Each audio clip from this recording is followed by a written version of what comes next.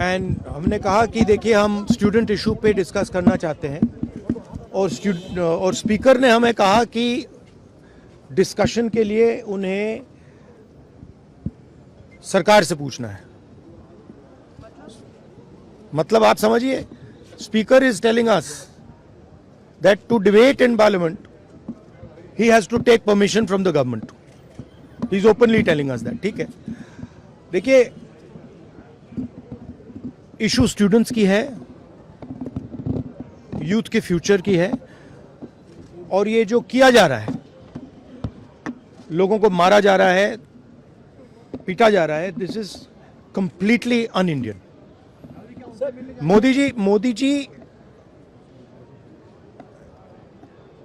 Has not even apologised for what has happened yesterday. Now ये जो युवा हैं, ये एजुकेशन सिस्टम के बारे में, टेस्टिंग सिस्टम के बारे में प्रोटेस्ट कर रहे हैं। पूरा देश जानता है कि education system, testing system is broken, it has ceased to exist. Testing system has been hollowed out by termites. That is all they're saying. Nothing wrong with it. We've been saying it. I've been doing presentation after presentation about this. Why is the Prime Minister silent? What is the reason? He should apologize to the students and he should stop this nonsense of police people thrashing students. This is completely wrong. Sir, उनका हवाला देते हुए किरण रिजिजू ने कहा कि आज NDA की बैठक में प्रधानमंत्री ने कहा कि हमने त्वरित एक्शन लिया, हमने बहुत रैपिड एक्शन लिया। We are concerned. Prime Minister is concerned about the students and their future. Action was taken. 13 people were arrested. That has been briefed by the point is that this is no way to treat the young people of this country. The young people of this country do not have any opportunities. All the doors are closed. There is only one door which is open, which is the door of the competitive exam, and that door is also destroyed. What are these students here? They are not just complaining about the education system. They are complaining about their future. They are saying that in this country today, because of Mr. Adani and Ambani, because of the RSS complete takeover of the education system, because of the pracharaks becoming vice chancellors of universities, we have no future. That's what they're saying. This is not just about education. This is about the future of young people. They watch, they look at Mr. Ambani's wedding and they watch 1,000 crores being spent over there, and they have no money to open a business if they want. They have no future. That is what this is about. This is much bigger than simply education. This is the students of this country saying, in India, we have no future. We want a future. This is legitimate. There's nothing wrong with this. And instead of saying that, okay, we are going to work to improve the education system, we are going to work to fix the testing system, Prime Minister, I don't know what he's doing. So that's the story. So are you going to meet the injured students? Of course I'm going to meet the injured students. Dharmendra Pradhan के इस्तीफे से कम में आप लोग मानेंगे? This is Dharmendra Pradhan. He's an intermediary. Absolutely, he should resign. But Dharmendra Pradhan hasn't beaten up these students. Home Minister has. He should resign. And Home Minister reports to Prime Minister. He should resign. What is going on? Absolutely disgusting. This is no way. I mean, these are young people. They have a genuine problem. We all know what that problem is. We all know that every time they spend money, that their parents take loans for them. They struggle. They have to go to coaching centers. All sorts of things. They face immense struggles basically because they want a bright future for themselves. And they see that there's a possibility for a future. And you're just destroying that future. So this is a very deep problem.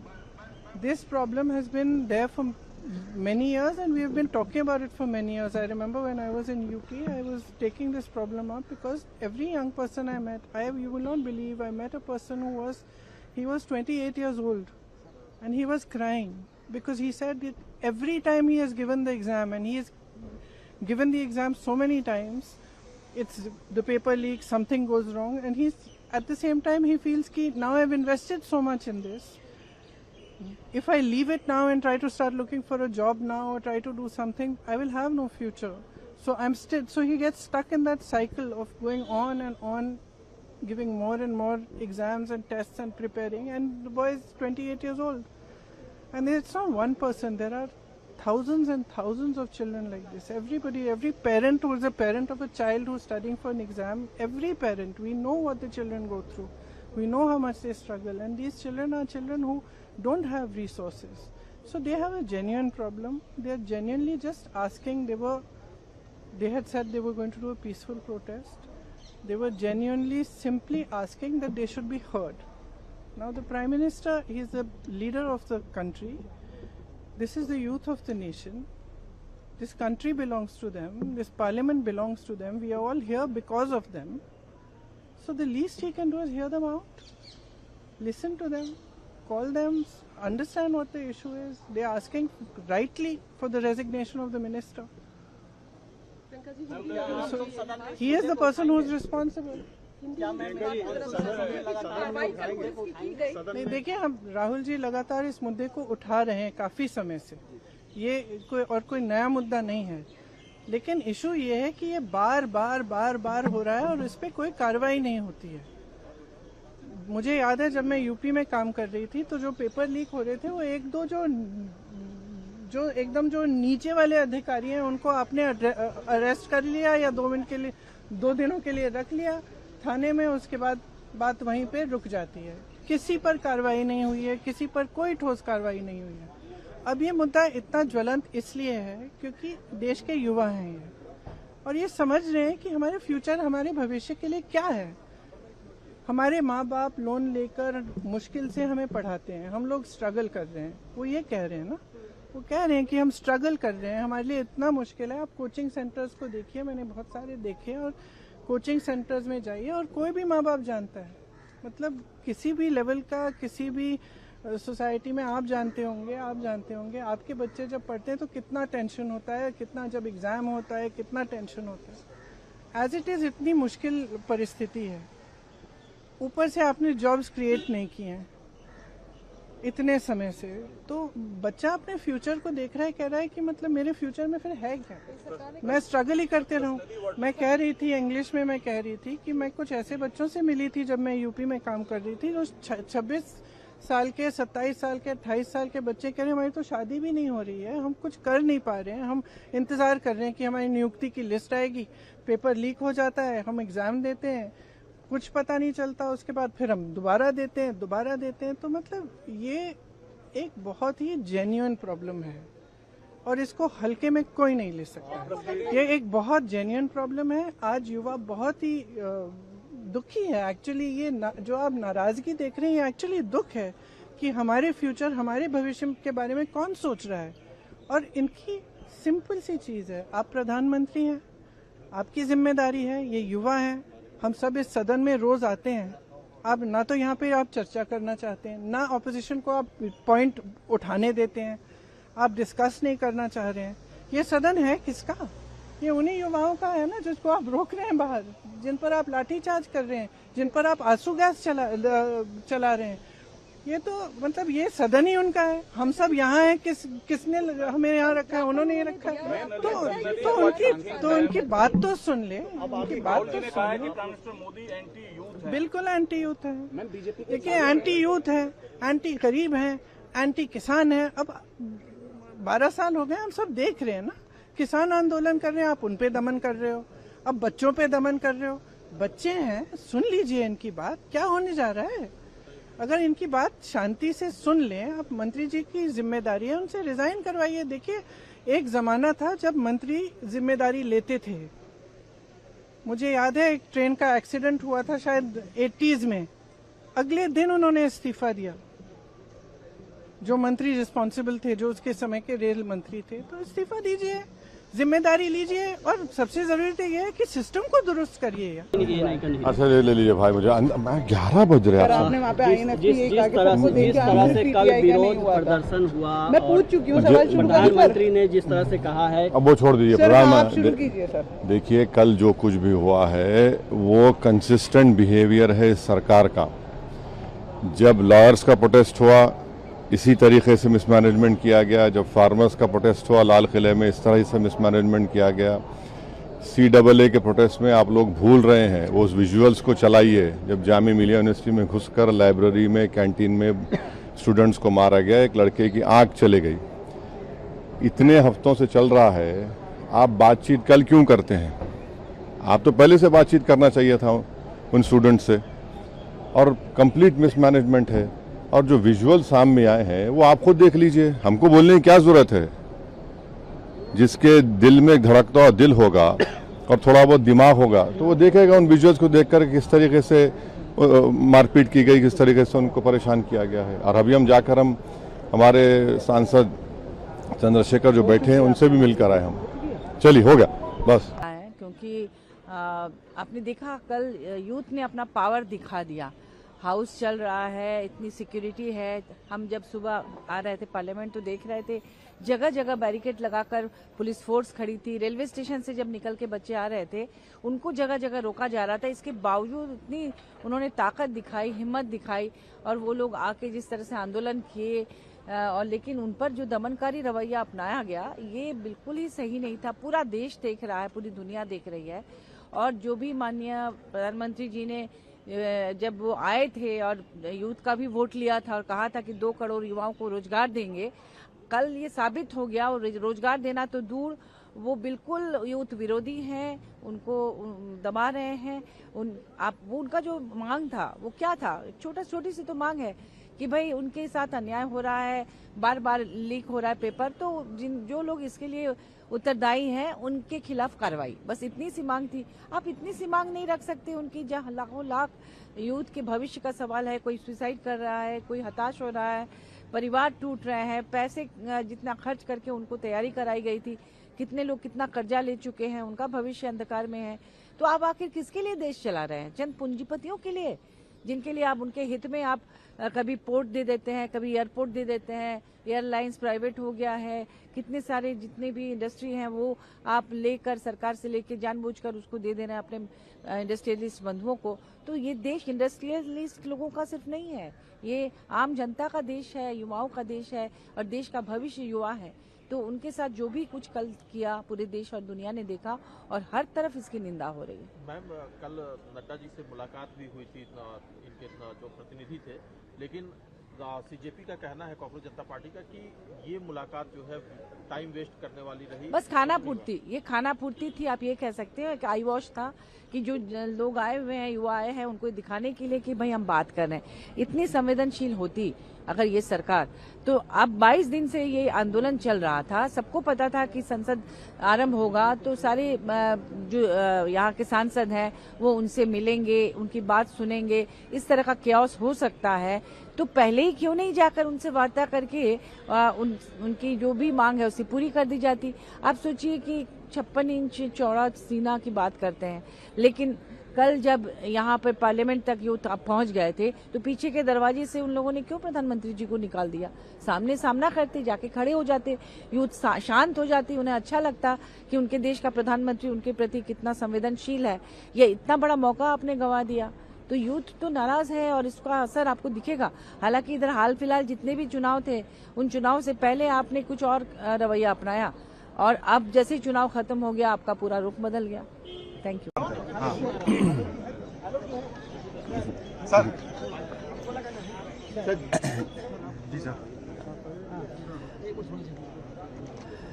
शुरू करें? Bharatiya Janata party अपने मंत्रियों पे और संगे साथियों पर इसलिए दबाव नहीं बना पा रहे हैं और इस्तीफे का दबाव इसलिए नहीं बन पा रहा है क्योंकि वो जानते हैं अगर इस्तीफा दे दिया तो दबे हुए राज भी वो न खोल दें। इसलिए भारतीय जनता पार्टी अपने किसी संगी साथी मंत्री पर दबाव नहीं बना पा रहे हैं और वही कारण है जिसकी वजह से इस्तीफा नहीं हो रहा है। इस्तीफा देने वाले कहीं दबे हुए राज न खोल दें, इसलिए किसी का इस्तीफा नहीं हो रहा है। और जो कल छात्रों के साथ, युवाओं के साथ हुआ है, कोई कल्पना नहीं कर सकता था कि आजादी के बाद इस तरह का व्यवहार किसी सरकार ने किया हो। सर पर चोट है, आंसू गैस के गोले चले, लोगों के सर पे टांके आए हैं, पैरों की हड्डी टूटी है, हाथ की हड्डी टूटी है, या टांके आए हैं। कई बच्चे जो दूर दूर से चल करके आए हैं, जिन्हें दिल्ली का रास्ता नहीं पता था, केवल सरकार के खिलाफ नाराज होकर के आए थे, उनके साथ जो व्यवहार हुआ है। और यहां तक सुनने को आया और सोशल मीडिया पे जो वीडियोस आए हैं कि कभी हिटलर ने अपने पॉलिटिकल लोगों के साथ इस तरह का एक गैंग बनाया था। लगता है इस तरह के लोग थे जो प्राइवेट ड्रेस में थे और लाठी लेकर के लोगों को मार रहे थे। कभी हिटलर ने बनाया था और आज हम लोग भारतीय जनता पार्टी की सरकार में देख रहे हैं। ये कभी स्वीकार नहीं हो सकता है लोकतंत्र में। हम लोगों ने उस दिन भी विरोध किया, आज भी विरोध कर रहे हैं, और ऐसी सरकार को हटाने के लिए लगातार हम लोग लड़ते रहेंगे। और हम तो सरकार से आग्रह करेंगे, आंदोलनकारियों को क्यों हटाते हो? सम्मान के साथ खुद ही छोड़ दो अपनी कुर्सी। आपने कहा सर हिटलर से कंपेयर किया, जो आपने हिटलर से कंपेयर किया। देखिए, कंपेयर क्यों ना करें? जो मीडिया में अगर वीडियोस आ रहे हैं और कहा जा रहा है कि आरएसएस, तो ये जिम्मेदारी किसकी है? सरकार की जिम्मेदारी है सच्चाई को बाहर लाना। क्या सरकार उसमें भी शामिल है वीडियो चलवाने में? क्या अगर वीडियोस आ रहे हैं सोशल मीडिया पर, मैं आपको भेज सकता हूं, अगर आप कहें तो आपको भेज दूं मैं। तो कंट्रोल किसके पास है? अगर सरकार ऐसे चलने क्यों दे रही है? अगर सरकार की बदनामी हो रही है और सरकार की लाठी से ही छात्रों का, नौजवानों का, युवाओं का सर फूट रहा है, आंसू गैस गोले चल रहे हैं, आप करंट लगा रहे हो, किसने नहीं देखा, किसको नहीं समझा? और दुर्भाग्य देखिए क्या है कि कई मीडिया के लोगों को वहां खड़ा होने पर भी उनको भी विरोध का सामना करना पड़ रहा है। इसलिए कम से कम आप लोग भी तो क्रेडिबिलिटी थोड़ा बचाओ। और जो डॉक्टर्स, जो वीडियो मैंने भी पोस्ट किया है, डॉक्टर्स क्या बता रहे हैं कि सर खुले हुए आए लोगों के, बच्चों के। क्या इसलिए सरकार बनी थी? इसलिए इनका नारा था सबका साथ सबका विकास। यही सबका साथ है और यही युवाओं के लिए संदेश है और यही विकसित भारत है, यही अमृत काल है। क्या यही विश्वगुरु बनने का रास्ता है? क्या आप छात्रों पर लाठी मारेंगे, आप नौकरी नहीं देंगे? और अगर नीट में हेरा फेरी हुई है, नीट का पेपर लीक हुआ है, तो किसकी जिम्मेदारी थी? ये सरकार की जिम्मेदारी थी और सरकार ने स्वीकार किया, इसीलिए तो नीट एग्जाम दोबारा किया। और ये केवल दिल्ली में नहीं हो रहा है, देश में जहां जहां भारतीय जनता पार्टी की सरकार है वहां पेपर लीक हो रहे हैं। और यूपी में तो 20 पेपर लीक हुए हैं, एक के बाद एक, और लगातार पेपर लीक हुए हैं। इसकी जिम्मेदारी किसकी है? इसलिए भारतीय जनता पार्टी अपने संगी साथी मंत्रियों पर कोई दबाव नहीं बना पा रही है, क्योंकि वो जानती है कि जिस समय उन पर दबाव बनाकर इस्तीफा लेंगे तो दबे खुचे राज भी वो मंत्री लोग खोल देंगे। सर क्या है दबा खुचा राज जो आप बार बार कह रहे हैं? कुछ तो हो गए, नहीं तो इस्तीफा क्यों नहीं दे रहे हैं? जब आप खुद दोबारा करा रहे हैं, आप परीक्षा दोबारा क्यों करा रहे हैं? इसीलिए करा रहे हैं कि पेपर लीक हुआ है। तो आप तो खुद ही स्वीकार कर रहे हैं कि पेपर लीक हुआ है। अगर पेपर लीक वाले पकड़े गए हैं, वो किन के साथी हैं, किन के संगी साथी हैं? सर मीटिंग मांग चाहते हैं क्या इस मुद्दे पे? सदन की नहीं चला, चर्चा की मांग चाह रहे हैं। चर्चा हो और बात तो साफ हो। अच्छा, मंत्री जी को क्यों रोक रखा है? मंत्री जी को क्यों नहीं हटाते हो आप? भाई पेपर लीक हुआ है, करोड़ों परिवार उससे प्रभावित हुए हैं। कि यूपी में 4 लाख बच्चों ने लिखा, लगभग देश के पैमाने पे, इतने बड़े पैमाने पे लिखा, तो कितने करोड़ परिवार हो गए? तो आप क्यों स्वीकार नहीं कर रहे हैं? और क्या दबाव है जिसकी वजह से आप इस्तीफा नहीं ले पा रही हैं? बताइए। आप आंदोलनकारियों को हटा रहे हो। मीटिंग में प्रधानमंत्री जी की तरफ से कहा गया कि सख्त एक्शन लिया गया है, नीट एग्जाम में जो भी दोषी है उनको गिरफ्तार भी किया गया है और ये कलेक्टिव रिस्पॉन्सिबिलिटी है। तो क्या कहें? ये कलेक्टिव रिस्पॉन्सिबिलिटी कैसे हो सकती है? ये सरकार की जिम्मेदारी है कि पेपर लीक ना हो। और उसके बाद अभी शिकायतें आ रही कि बच्चे जो अपनी ओएमआर शीट दिखा रहे हैं, उसे बड़े पैमाने पे धोखाधड़ी हुई है उनके साथ। उसकी जिम्मेदारी किसकी है? क्रेडिबिलिटी कौन बेटर करेगा? क्रेडिबिलिटी कौन अपनी ठीक करेगा? और सोचिए आप, सदन में अभी भी नारे लगा रहे हैं दान चोरी के बाद भी। इससे ज्यादा शर्म की बात क्या हो सकती है? एसआईटी के बाद एसआईटी बन रही है, एसआईटी ने पोल खोली, कुछ राज खोल दिए, अभी और राज खोलने जा रहे हैं। भाई एसआईटी नहीं तो राज खोले, एसआईटी की वजह से ही तो जेल गए, दान में और चंदा चोरी में, चढ़ावे में। तो अब एक और एसआईटी बनी है, सुनने में आ रहा है, तो इसका मतलब और बड़े राज खुलेंगे। कुछ लखनऊ वाले खोलेंगे, कुछ दिल्ली वाले खोलेंगे, राज तो पूरे ही खोलेंगे ना। सर कल डिम्पल मैम खुद गई थी प्रोटेस्टर्स के साथ, लीड कर रही थी, तो क्या आज आप मिलने जाएंगे? क्योंकि जनता दल घायलों से मिलने छात्र जो वहाँ पर उनका इलाज सरकार कराए, स्वस्थ हों, ये सरकार की जिम्मेदारी है। ठीक, धन्यवाद। Thank you sir.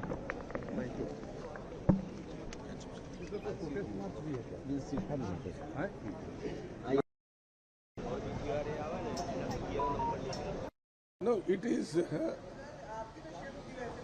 proved that Modi is anti-youth because when he became first-time Prime Minister, before elections, he promised that he will give 2 crores employment to every year, which he has not done.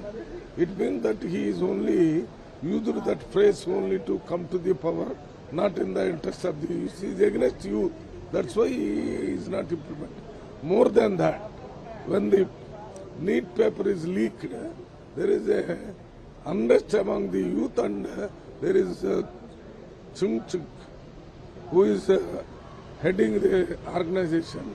He is under indefinite hunger strike, and his life is in threat. There is no responsibility from the government. They should at least talk in the parliament, reply in the parliament, so that the people of India and the youth will hear what is the response from the accountable government. Our democracy is accountable government. Our government is working as per the law, as per the constitution. Both are not being implemented by Modi government. Today also, yesterday we asked for reply from the Prime Minister, Home Minister, Parliamentary Affairs. None of them spoke in the Parliament. Rather, continuously 4 or 5 times. Why they postpone, adjourn the House 4 or 5 times? Mean every time somebody will come and sit as a panel speaker, and they give speech that the opposition is not allowing the House to run. That will go in record. But what we are asking is not going in the record because they don't want it to go to the people. Today also we wanted to raise the same thing. Till we get the reply, I think we have to do it as a representative of people of India, particularly youth.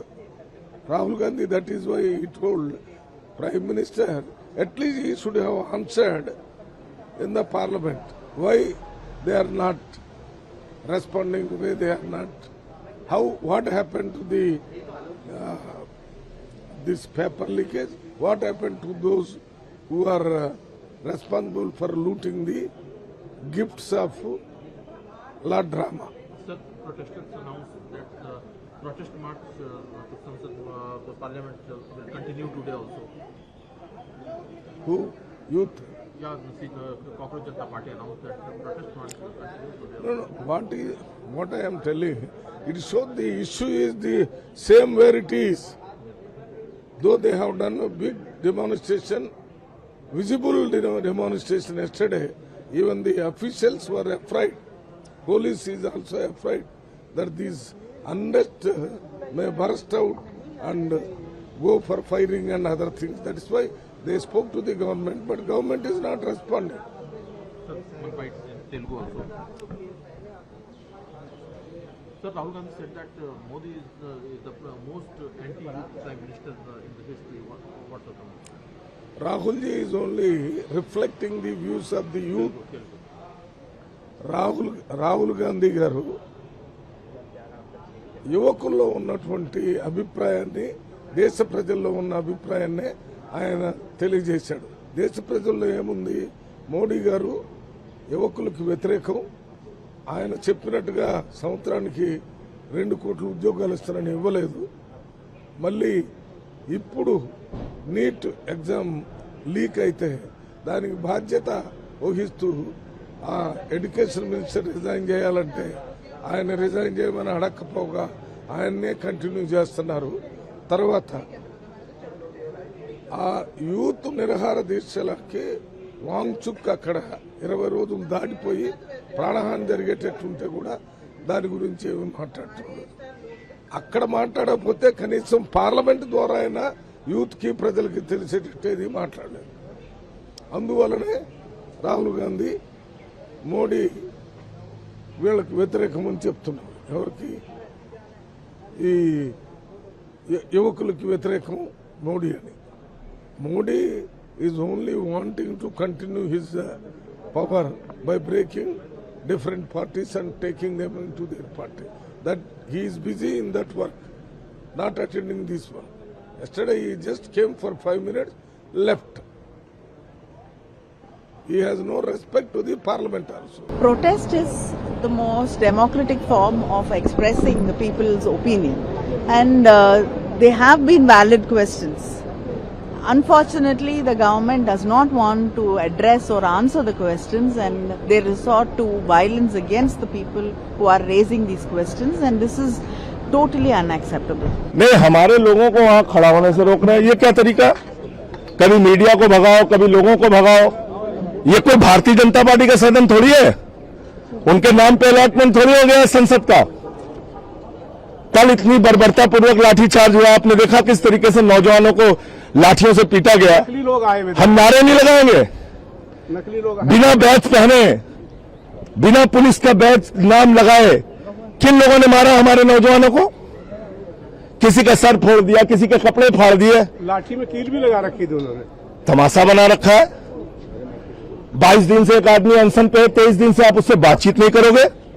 इतने अहंकार में हो आप? पूरी दुनिया में घूम घूम के आप मेलोडी चॉकलेट खा रहे हो, ऑस्ट्रेलिया न्यूजीलैंड सैर कर रहे हो,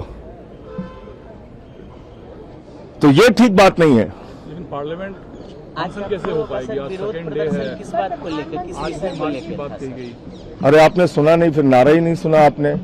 नौजवानों पे जो कल बर्बरतापूर्वक तानाशाही पूर्ण कार्रवाई मोदी जी ने करवाई, उसके खिलाफ यहाँ पे नारेबाजी किया, हमने अपना विरोध प्रदर्शन किया।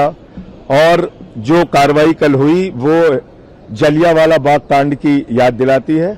दिल्ली की सड़कों पर युवाओं का खून बहाया गया, उनको मारा गया, पीटा गया। तो ये लोकतंत्र के अंदर लाठीशाही नहीं चलती, संवाद चलता है। प्रधानमंत्री ने आज मैसेज दिया है, यूथ को कहा है कि पार्टी हमेशा यूथ के साथ है। उन्होंने कहा कि नीट के लिए चाहे कोई भी बड़े से बड़ा वकील करना पड़े, परपेट्रेटर्स को सजा मिलेगी। तो नीट जो 24 में हुआ था पेपर लीक, उसके लोगों को तो मोदी ने ही छोड़ा ना। सारे आरोपियों को तो मोदी ने छोड़ा, उनकी सीबीआई ने चार्जशीट फाइल नहीं किया, उस पर कुछ कार्रवाई किया मोदी जी ने?